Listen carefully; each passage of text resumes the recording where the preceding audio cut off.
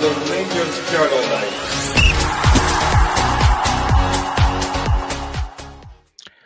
Good morning, good afternoon, or good evening, depending on when you are watching this. You are watching the Lowdown. This is the Rangers Journal, and my name is Doug, here to give you another update on our upcoming opponents. This is our first game of the league season against Motherwell away, following our successful passing through the third round of Champions League qualifiers against Panathinaikos. Still a lot of teething problems, still issues, more players to be added. Signed up Mikey Moore today, and he will probably be a little too late to get into the team for Motherwell, as his international clearance will take a bit longer because of his age. But still plenty to look forward to in this first game that I think is poised to be set up for hopefully a good Rangers win. So let's have a look at our usual suspects, starting off with the current form of the teams. As I say, Rangers have just come off a two-legged tie against Panathinaikos, winning 3-1 overall, a 2-0 win at home and a 1-1 draw away. Played Middlesbrough in between, 2-2 draw. Which was a bit of a game of two halves, if we're honest. The first half obviously had a bit of a second string. Once the first team players came on around the hour mark, things improved, but still plenty to learn from. And some of the things we saw in that game, we also saw in the Panathinaikos second leg, such as players getting the ball taken off them a little bit too easily, maybe not being as sharp as they could have been, and some poor passing. So some definite consistent errors there to be worked on. Motherwell have also had a couple of pre-season friendlies, but they've also been involved in the early group stages of the League Cup. They're coming off a 1-1 draw with Hertha Berlin and their friendly. And then cup games where they've beaten Greenock Morton 3-0, Stenhousemuir 1-0, Peterhead 2-1, and a 2-2 draw with Clyde. So they are already playing competitive matches, and that will have them up to speed and firing, perhaps a little bit more than we are at the moment, but we shall see. In terms of a head-to-head, Rangers comfortably winning that the last sort of section of games. Rangers have 31 wins to Motherwell's 5 with 8 draws. So, this should suggest that we can go into this looking for the victory. So what could we expect from this team? Well, Motherwell have a new manager in John Berthel Asko. Came in after their previous manager, Wimmer, had to leave due to personal issues. So they brought in this new manager. So that gives a bit of fresh air to the team and some new things for us to deal with in terms of how Motherwell will play. He tends to play a 4-3-3, though that can change sometimes to a 3-4-3, depending on whether he's looking to contain more. But I think playing at home, and as I say already, being sort of knee-deep in competitive matches, Motherwell will come into this game confident and looking to try and get some points on the board straight away, just like we will. He does like to build from the back from his teams. They have been doing that in these early games. He's high intensity. He wants his teams to play with energy and an aggressive press. He's known for organising his teams around that aggressive, high-energy football. And he has clear tactical preferences in terms of, as I say, that build-up from the back. He likes to be flexible, using fast wingers and a target man up front, with an emphasis on pressing and causing issues to create quick transitions. And he's also been a bit of a set-piece specialist in some of his coaching roles at previous clubs. So we can look at them trying to make the best of their set pieces as well. So they have been playing quick football, playing balls out to the wingers, getting crosses in, often crossing to sort of deep positions, aiming for those bigger players who can win balls. I've noticed they've been winning a lot of second balls. They've got a few goals in the recent games from winning those second balls, so we need to keep an eye on that, make sure we're battling not just for the first, but that second ball coming down as well. And as I say, just their general high energy play that they've been playing with. They've made a few notable signings over the window. Most of them are around about the kind of mid-20s age, apart from centre-back Jordan McGee, 28, a little bit more experience to bring to the back line. But Emmanuel Longjello, Elliot Watt, Lucas Fadinger, all players that have come in and have been featuring in their games. Elijah Just and Ibrahim's side as well.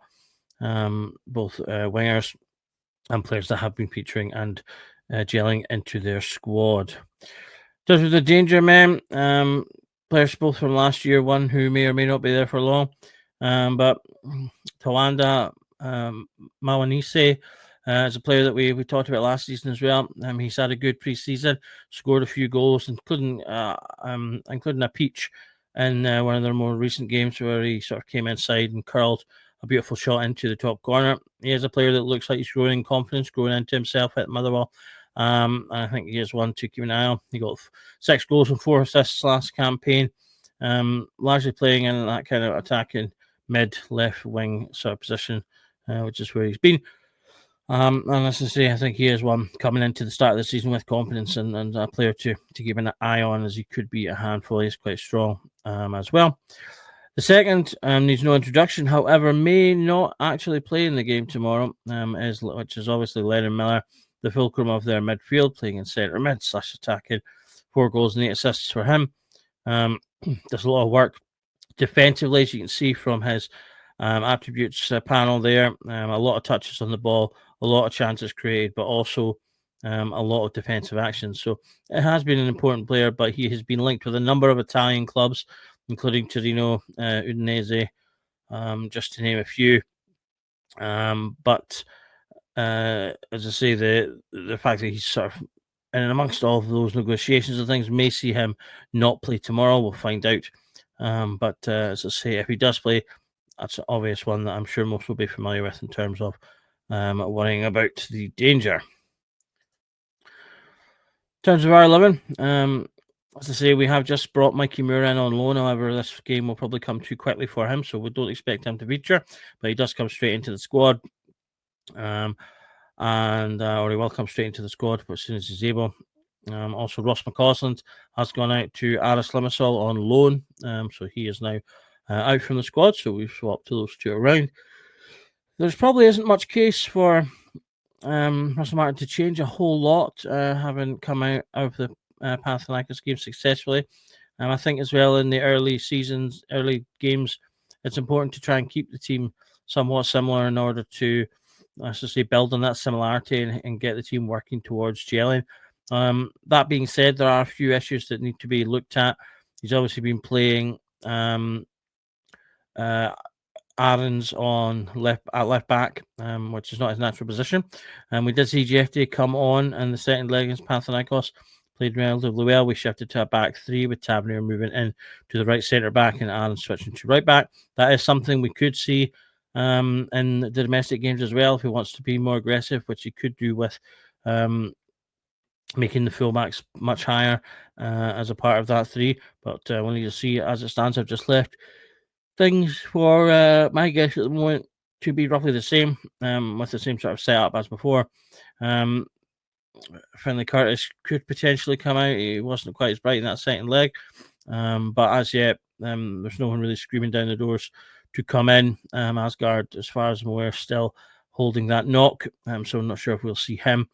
The one change, though, I would like to see is Kieran Dowell coming out and Gassama going in. He's obviously come off the bench to great effect in both the previous games, and hopefully he's now had enough in the tank in terms of training and those minutes to get a start. With that in mind, I've picked him out as the potential game changer for this match. He's certainly been the game changer in the previous 2 matches. Bright player, 7 goals and an assist last season. Not high in numbers of assists because he likes his shooting. He does tend to go for that more than anything else.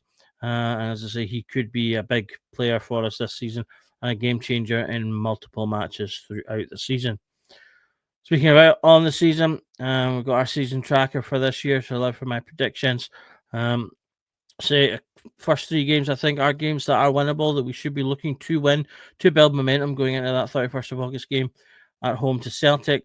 I'm going to predict 3-0 for us. I think, as I say, we need to go into this game positively, looking to get an immediate win in a statement, something that puts 3 points on the board and immediately says to Celtic, you need to keep up with us, rather than doing what we've done in the previous 2 seasons, which has failed to get those wins. Obviously drew to Hearts last season, and we lost to Kilmarnock the year before. We need to get off on a good start, I think, to help continue with the team building, continue with the team gelling, and hopefully we'll see that tomorrow with a positive display. Well, that was another Lowdown. Thank you for paying attention and listening to another episode. Obviously, I'll be here throughout the season, do Lowdown episodes on our opponents as we go.